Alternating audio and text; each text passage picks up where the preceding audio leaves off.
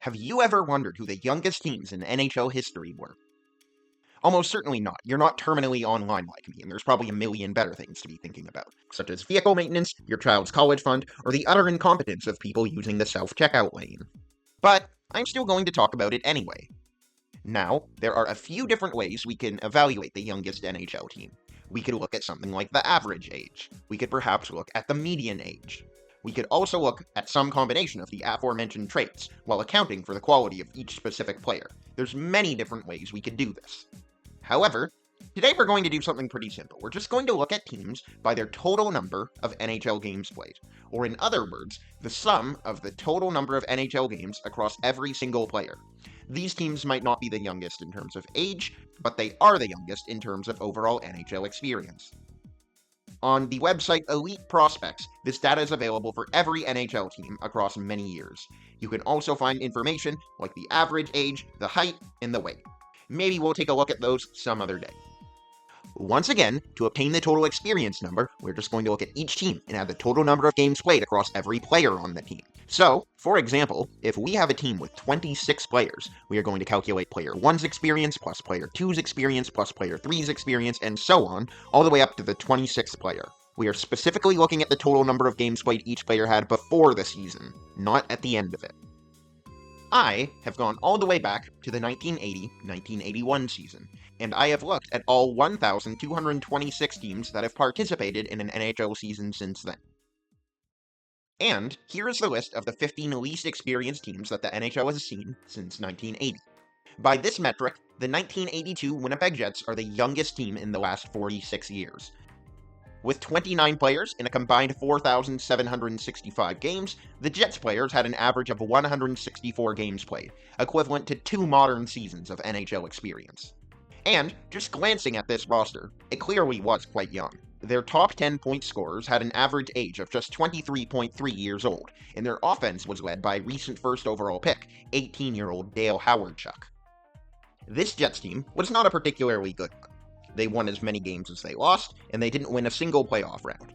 But they certainly were young.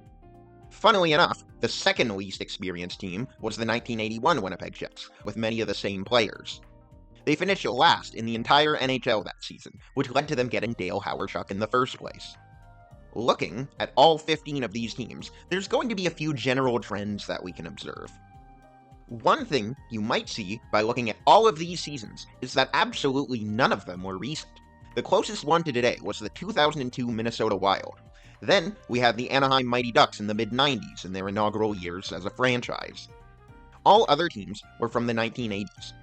This certainly lines up with other studies that have shown that the 80s had a high proportion of young players relative to other eras in NHL history. Some of the possible reasons for this include the NHL's expansion with the World Hockey Association in 1979 and worse conditioning plans for athletes, leading to shorter careers. Now, if we look at how most of these teams performed in their season, it's not exactly inspiring. Most of these teams finished worse than the majority of the league. 2 of them finished in last place, some others finished in the bottom 10, and a few finished around the middle. Of these 15 teams, I would say that only 2 of them had truly excellent seasons. One of them was the 1982 Edmonton Oilers. This is pretty self-explanatory. Wayne Gretzky was good, Paul Coffey was good, Mark Messier was good, Glenn Anderson was good, Jari Kurri was good. The more interesting story here, by far, is the 1985 Philadelphia Flyers. They didn't just have a better regular season than every team we've looked at today, they actually won the President's Trophy, the award going to the team with the best regular season record in an NHL season. And not only did they have the best regular season results of these 15 teams, they also had the best playoff run. The Flyers made it to the 1985 Stanley Cup Finals, winning a total of 3 playoff rounds en route to the finals. The other 14 teams on our list won a combined 1 playoff round.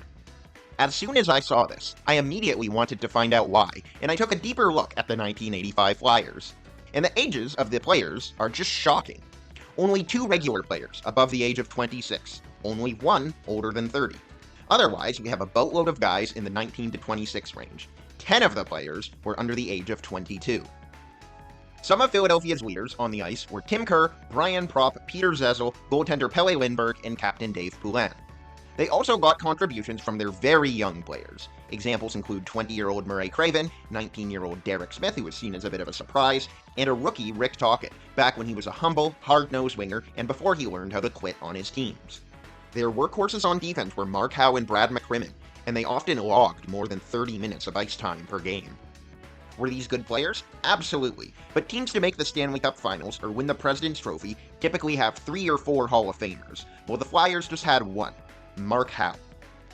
During the previous season, the Flyers did have several of these players as well, but they also had more players in their 30s, such as Darryl Sittler, who eventually was traded, Bill Barber, who retired due to an injury, and Bobby Clarke, who we'll talk about in a little bit.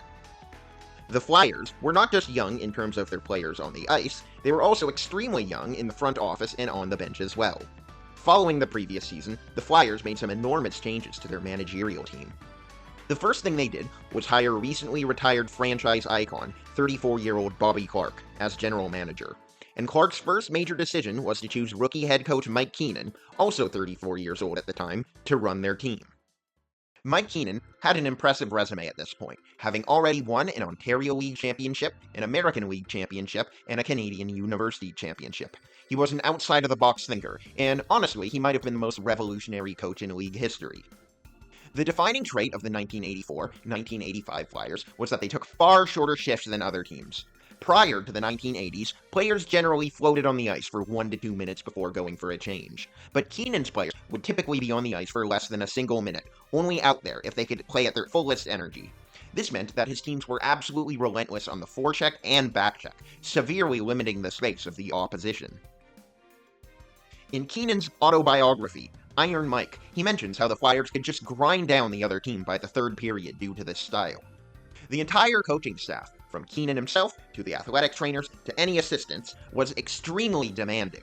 He was not particularly well-liked, but players who worked their tails off were rewarded, and it was hard to argue with the results. Almost immediately into the 1984-1985 season, the Flyers got off to a red-hot start, only losing 3 of their first 21 games. They even won a game 13-2 against the Vancouver Canucks, a team that was also heavily considering hiring Mike Keenan. Like any team, they had a few lows across the season, but their finish was very strong, winning 16 of their final 17 games, securing the best regular season record in the entire NHL and clinching home ice for the entire playoffs.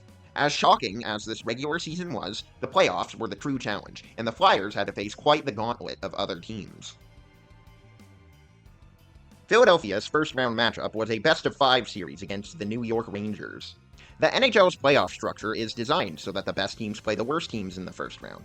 As the Philadelphia Flyers had the best record in the league, the Rangers were a relatively easy opponent. In fact, the Rangers had only won 26 of their 80 regular season games. The Flyers ended up winning the series 3-0, and their record against the Rangers in the regular season playoffs combined was a dominant 10 wins and 0 losses. The second round was unquestionably an increase in difficulty, a 7-game dance against the New York Islanders. The Islanders were not just one of the scariest teams at the time, they were one of the greatest dynasties in NHL history. The Islanders had made the Stanley Cup Final in the last 5 seasons, and they won 4 of them, including one against the Philadelphia Flyers. The only team to have stopped them in this time frame was the Gretzky-led Oilers in 1984. The Flyers did not just beat the Islanders, they did it relatively convincingly, taking a 3-0 series lead and then eventually closing it out in the 5th game. On paper, the Islanders had way more firepower, but it just didn't matter.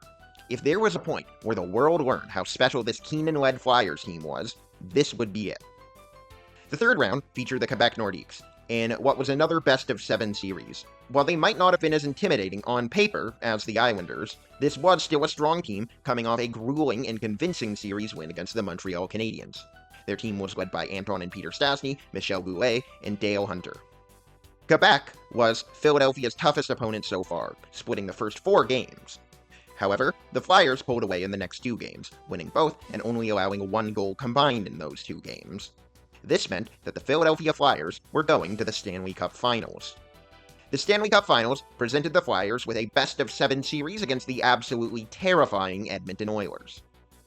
The Flyers did have the best regular season record, but the Oilers had the second best record in the regular season, and they were coming off of the 1984 Stanley Cup win. There were 7 future Hall of Famers on this roster. Like we mentioned earlier, the Flyers only had 1. Even though the Flyers had home ice advantage, the Oilers were certainly favorites. And unfortunately, there was no storybook ending here. The Flyers simply ran out of steam. They managed to win the first game, but lost the next 4, giving the Oilers their second consecutive Stanley Cup. Mike Keenan ended up deservedly winning the Jack Adams as the NHL's best coach of the year. Pelle Lindbergh won the Vezina Trophy as the league's best goaltender, and he also placed third in MVP voting. This Flyers core did not end up winning a Stanley Cup in the future. Pelle Lindbergh tragically passed away in the next season, the Flyers ended up losing to the Oilers again in 1987, and Keenan left the organization in 1988. Nonetheless, the 1985 Flyers will go down as one of the most unique teams in NHL history, and certainly the most interesting of the 15 that we looked at today. It is often a narrative that you need a buttload of experience to be a good playoff team, but Philadelphia certainly put that narrative into question.